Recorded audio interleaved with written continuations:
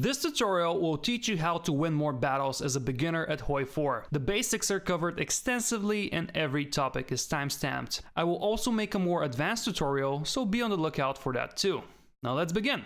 The first thing we're going to look at are divisions. These are the building blocks of your armies, so it's vital to know how they work. Each division has an orange strength bar and a green organization bar. If you hover your mouse over strength, you're going to see what that means. When a division has all the manpower, supplies, and equipment it needs, it's going to be at 100% strength. As for the green organization bar, this gives you an idea of how willing your divisions are to do what you tell them to do. So if you're attacking and you run out of organization, you'll stop attacking, and if you're defending and the same thing happens, your divisions will back away from a battle. As your divisions and armies fight, you'll notice that most of the time, organization is the first thing to go down, which causes you to lose battles.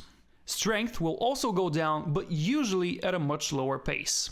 Okay, now we know about strength and organization. So let's see how you can alter them with your division designer. What we're looking at here is the starting German infantry division. You have 9 infantry battalions and 2 support companies that we can ignore for now. If we take a look at the stats, we're going to see that this division has high HP and defense in addition to decent organization. These are the high stats, so which are the low ones here? Well, the breakthrough is not great, and this stat translates to how many attacks you can avoid while you yourself are attacking. The soft attack is kind of mediocre and the hard attack is super low. For these 2 attack types, you need to look at the hardness of your divisions. Tanks and mechanized battalions add hardness as they have armor that small bullets can't pierce. So, a division with high hardness won't be affected much by soft attack. However, it will take damage from hard attack. And the reverse is also true. If your soft infantry is facing a division with lots of hard attack but not that much soft attack, then it won't suffer much damage.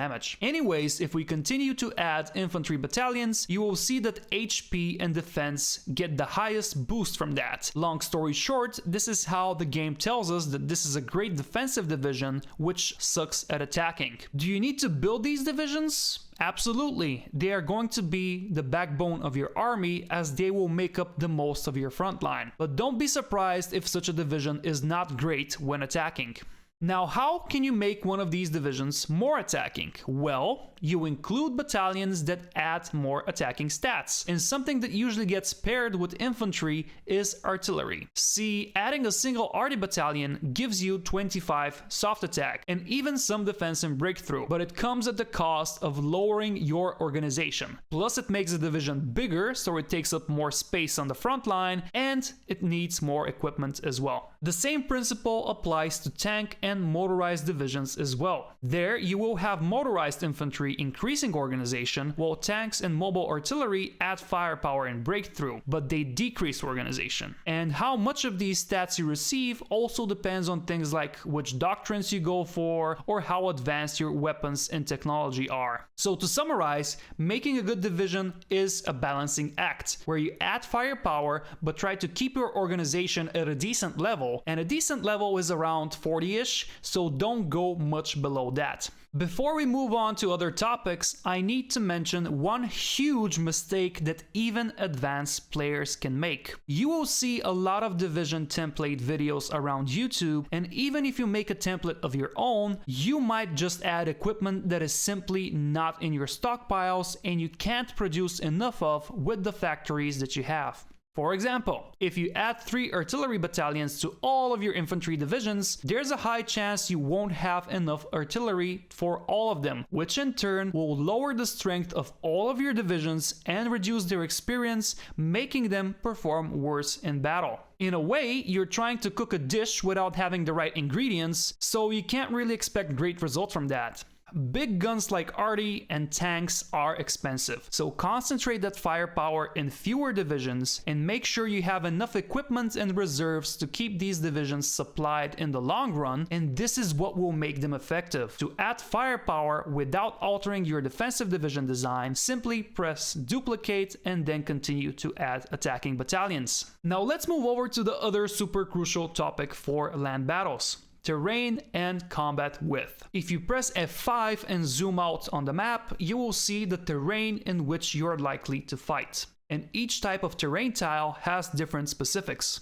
For example, a plains tile has a combat width of 70, and if we check the terrain modifiers on our infantry and tank divisions, we will see that they get no bonuses or penalties to attack or defense while fighting in a plains province. Let's compare that to a forest. Forests have a combat width of 60 instead of 70, and when you're defending in a forest, you suffer 10% less damage from enemy air support. Also, infantry gets a 25 defensive boost there plus a small movement bonus, while tanks get a sizable movement and attacking penalty in forests, but they also get a defensive bonus. What does this all mean? Well, if you can help it, try to attack plains regions and defend in forests. I'm taking these two as examples as they are the most common throughout Europe, so it makes sense to take note of the combat width they have and make your divisions fit perfectly in that type of terrain. That's not to say that there are no other terrain tiles, however. For example, Italy and the Balkans have lots of mountainous regions, so if you're primarily gonna wage war there, you might want to make mountaineer divisions when 25 width, so they fight effectively in that type of terrain. To make this info useful, let's take Germany as an example. Since a forest tile has 60 width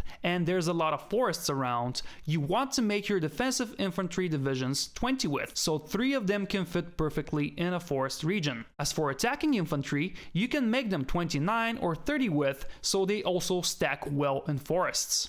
Meanwhile, your tank divisions can be around 23 combat width and can also evolve to 35 width, so they fit perfectly in the plains regions that they are likely to attack. Now, I'm going to split the video into tips for attacking and defending, but before I do, let's cover some topics that are good for both of these situations. Also, if you do appreciate the video, I would appreciate your likes and subscriptions. Wink wink. Tip number 1, experience. Each division has a certain experience level that you can see here. The lowest is level 1, which gives you a 25% negative modifier when you are in combat. Without going to war, you can train all of your divisions to level 3, so you get a positive 25% combat modifier. This will also give you army experience, but it does consume equipment. Still, you should always train your divisions if you can afford it. Number 2, supply. If you don't get enough supply, you won't have a good time, regardless if you're attacking or defending. To make sure you get enough of it,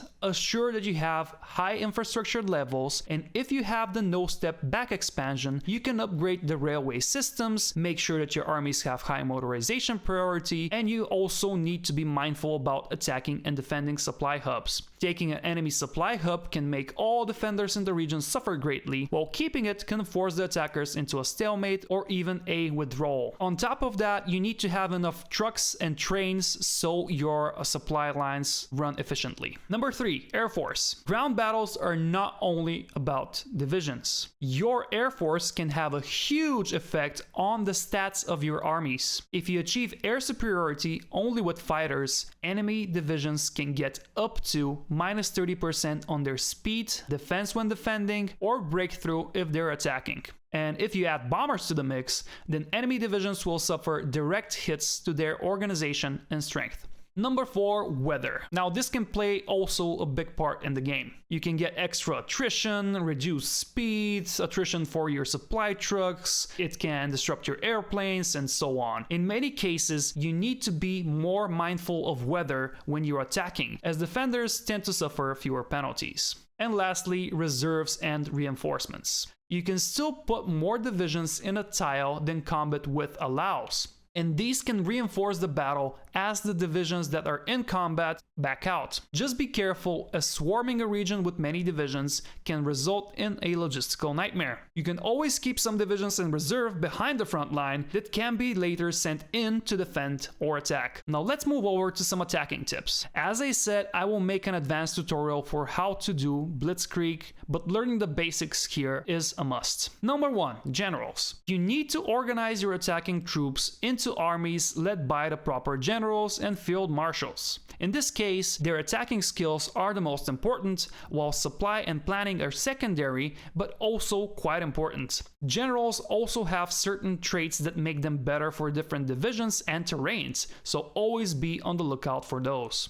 Number 2, planning. When you're done assigning generals, create a front line and add an offensive line to it to make your armies go into position and start preparing. This will eventually give them a planning bonus, which will further boost your attacking stats. This is especially useful if your enemy is organized and dug in behind a river. But if you're not facing that much resistance, you can skip planning and just continue to press the advantage that you have and attack. Pressing the staff office plan mission will make you plan a lot faster, and your doctrines, national focuses, the skill of your generals can also improve the speed and the total planning percentage bonus you get. Tip number 3 is attacking from multiple directions. We already said that it's good to attack plains regions, but not all of them are equal. For example, this plains tile on the Polish front can only be attacked from one place, but the one below it can be attacked from 4 of your tiles. If you attack a single tile from multiple directions, this will increase the front line and the combat width of the battle, which puts the defender at a big disadvantage. So always look for regions like this one when attacking. Even if it's a forest or a hill region, attacking from multiple directions will often help you overwhelm it. Number 4. Railway guns. If you're in mainland Europe and can afford it, railway guns are fantastic. They reduce the entrenchment of enemy divisions and their combat effectiveness, and are also really great against forts, so look to build them if you can. Number 5. Attacking 10 divisions. Now, this can be really difficult as they have armor, which greatly reduces the damage they take. To negate their defensive bonus, you need to increase your piercing stat so it's over their armor stat. You can do this by researching anti-tank modules that you can put in specialized divisions to counter tanks. As an attacker, your general aim is to have higher attacking stats than the defense of your opponent. And this should be the case if you have the proper divisions, supply them well, and have air superiority. Every single point of attack you have over the defensive points of the enemy counts not as 1 but as 4. For example, if you have 150 attack and the defender has 100 defense, you will be attacking with 300 attack because your first 100 points of attack will be negated by the defense of the opponent. However, your 50 points get multiplied by 4. This makes defenders evaporate before you and is super important on the attack, so look to achieve it. Now let's finish with some defensive tips. Number 1 is entrenchment. Much like attackers get planning, defenders get entrenchment. Just leave a division anywhere and it will automatically force it to entrench. And it will get fully entrenched once this shield icon here gets filled up. The maximum entrenchment level can be increased in several ways, the easiest of which are choosing a field marshal with old guard and defensive doctrine, the grand battle plan doctrine path, and getting better engineer companies. Number 2 is using terrain to your advantage. Putting up a defensive line behind rivers is great, as you can get a 25% modifier to your defensive stats. Mountains, marshes, forests, and urban terrain tiles are also hard to attack unless the enemy uses specialized divisions, so you can plan your defense in advance and then put up a stand where all the advantages favor you. Number 3, if your defensive line has regions that can be attacked from multiple directions, you can build several fort levels there. Each fortification level adds a minus 15% penalty to the attacker, but they get more expensive as you get closer to a level 10 fort, so keep an eye on that. And this covers the basics of winning more battles as a beginner. As I said, I will be making a more advanced tutorial titled How to Blitz, and when it's ready, I'll leave it at the end of this video. And if you enjoyed my tips, please like this one, it will be highly appreciated. In the meantime, if you want to learn how to do naval invasions, check this out.